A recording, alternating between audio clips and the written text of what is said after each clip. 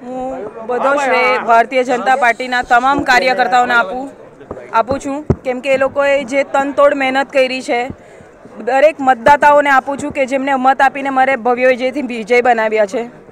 અને પપ્પાએ જે રીતે લોકોની વચ્ચે રહીને કામ કર્યા છે એ જ રીતે હું પણ ટ્રાય કરીશ કે પપ્પા જેવી હું બી બનીને કામ કરી શકું લોકોની વચ્ચે રહીને.